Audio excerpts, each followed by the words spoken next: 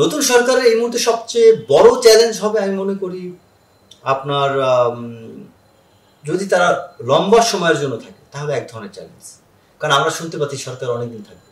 যদি 90 দিন 3 মাস বা 6 মাস থাকেন চ্যালেঞ্জটা একটু কম থাকবে। কারণ রাজনৈতিক দলগুলো নতুন সরকার যদি অল্প সময়ের জন্য থাকে রাজনৈতিক দলগুলো তাকে প্রেশার ক্রিয়েট করবে না। তারা তখন নিজেদের নির্বাচনী প্রচারণায় ব্যস্ত থাকবে। আর যদি নতুন সরকার দীর্ঘ সময় 6 মাসের অধিক সময় থাকে তখন তাদের সবচেয়ে বড় চ্যালেঞ্জ হবে এই দলগুলোকে নিয়ন্ত্রণে রাখা। কারণ এই দলগুলো তখন নির্বাচনী প্রচারণা বন্ধ করে দিয়ে তারা এই নতুন সরকারের বিরুদ্ধে আন্দোলনে ব্যস্ত হয়ে যাবে, যেটা ফ্যাক্ট। 1 2 নম্বর হচ্ছে এই নতুন সরকারে যারা আছেন তারা কিন্তু সবাই আপনার মানে তাদের মধ্যে কিন্তু এক্সেপ্ট 1 2 জন বাদে মোস্ট অফ দেম কিন্তু গভর্নমেন্ট ক্যাপাসিটি কোনো মিনিস্ট্রি চালানোর মতো অভিজ্ঞতা নেই।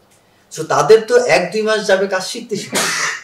তারপরে কাজ যখন তারা শিখবেন, শেখার পরে তারা কিন্তু অনেক কিছুই অনেক জায়গায় আপনার সমস্যার মুখোমুখি হবে। অনেক জায়গায় অনেক সচিব হয়তো অনেক কথা শুনতে চাইবেন না, অনেক ক্ষেত্রে আছে ওরা নিজেরাও হয়তো জায়গায় কনফিডেন্ট ফিল করবেন না, অনেক আদেশ দিবেন। পুলিশ বাহিনী এখনো মাঠে নাই, পুলিশ ফোর্স মাঠে নেই। সো তারা ডিসিপ্লিন রক্ষা করার ক্ষেত্রে তার অনেক বড় একটা ঝামেলা পোহাবে। তারপরে যারা বিভিন্ন মন্ত্রণালয়ের দায়িত্বে আছেন, কারণ গত 15 বছর অনেক দুর্নীতি হয়েছে, অনেক কর্মকর্তাকে তাদের ছাঁটাই করতে হবে। সেই কর্মকর্তাগুলোকে বের করে দিলেও সমস্যা, কারণ ওই জায়গাগুলো খালি। আপনার কর্মদক্ষ লোকের তো ঘাটতি হবে। একজন কর্মকর্তা চোর হতে পারে, বাট সে তো কর্মদক্ষ। সে কর্মদক্ষ হওয়া সত্ত্বেও সে চুরি করছে, এটা তার অপরাধ। এখন আপনি চুরি করার কারণে তাকে বের করে দিলেন, কিন্তু কর্মদক্ষ ব্যক্তিকে হারালেন না। ওই জায়গাটা আপনি পূরণ করবেন কি দিয়ে? এই যে বিভিন্ন জায়গায় যারা দুর্নীতিগ্রস্ত, এই মানুষগুলোকে বের না করে দিলে তারা দুর্নীতি কন্টিনিউ করে যাবে। তখন বাংলাদেশের জনগণ এই সরকারের প্রতি ক্ষেপে যাবে যে তোমাদেরকে আমরা কেন বসাইলাম? দুর্নীতি দূর করার জন্য, খারাপ লোকদেরকে বের করে দেওয়ার জন্য। তোমরা ক্ষমতা এসে খারাপ লোক বের করলা না। তখন জনগণ ক্ষেপে যাবে। আর জনগণকে খুশি করার জন্য যদি ওই লোকগুলোকে বিভিন্ন জায়গা থেকে বের করে দেন, তখন এই চুরি করা, করাপ্টেড, অসৎ, দক্ষ লোকগুলো চলে যাওয়ার কারণে বিরাট একটা শূন্যতা তৈরি হবে। বিভিন্ন পোস্টে প্রচুর ভ্যাকান্সি ক্রিয়েট হবে, এবং ওই ভ্যাকান্সি ক্রিয়েট হওয়ার কারণে আপনার কাজকর্ম থেমে যাবে। এমন কিছু জায়গা আছে যেখানে কর্মকর্তা বা কর্মচারীর সংখ্যা খুবই সীমিত।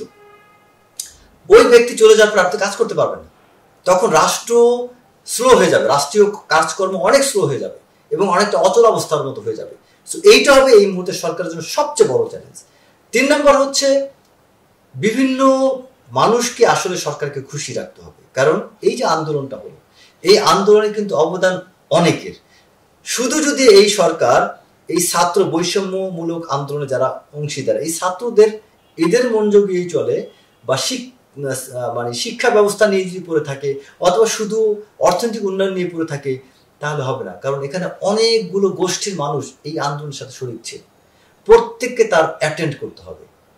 এখানে পুলিশের লোকজন ক্ষতিগ্রস্ত হয়েছে, আবার পুলিশের লোকজন ক্ষতিও করছে। আবার এখানে সাংবাদিকরা অনেক চাটুকার ছিল, আবার অনেক সাংবাদিকরা ক্ষতিগ্রস্ত হয়েছে, বিভিন্ন টিভি চ্যানেল থেকে বের করে দিয়েছে, বেকার লাইফ লিড করেছে। একইভাবে আবার বিভিন্ন সরকারি কর্মকর্তারা তারা চাকরিচ্যুত ছিল, বিভিন্ন সমস্যা ছিল, তারা আবার বেশি সুবিধা ভোগ করছে। সো এই বিভিন্ন জায়গার মানুষের যারা বঞ্চিত তাদের এক্সপেকটেশন অনেক হাই। বঞ্চিত মানুষগুলো এক্সপেকটেশন সরকার যদি ফিল আপ করতে না পারে তখন আরো বড় চ্যালেঞ্জ ফেস করবে।